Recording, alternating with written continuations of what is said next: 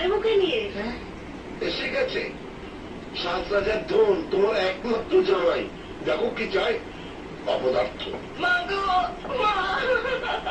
ও মা, কি হয়েছে স্বপ্না? কাঁদছিস কেন? কি হয়েছে মা? কি হয়েছে? মা গো, তোমার জামাই চাকরি চলে গেছে। ও মা, সে কি? কেন?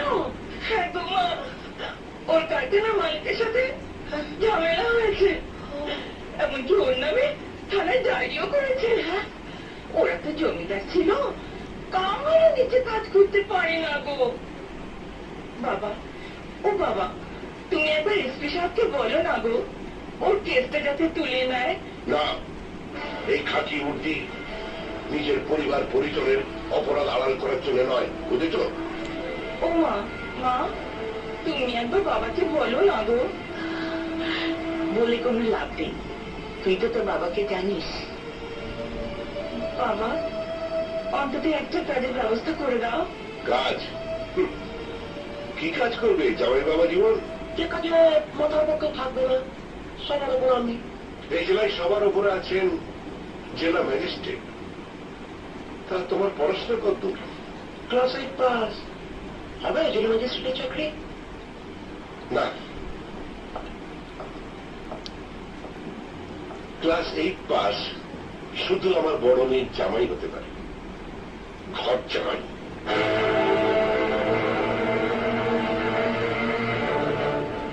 এই কি গো, কি হবে এখন?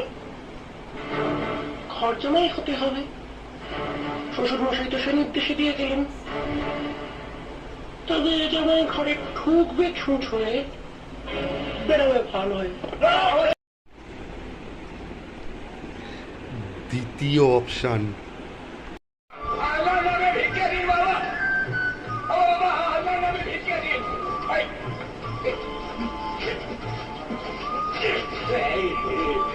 ভগবানের নামে ভিক্ষা দিন, ভিক্ষা দিন, ভগবানের নামে ভিক্ষা দিন। সব চলবে, দিন না, একটু ভিক্ষা দিন না।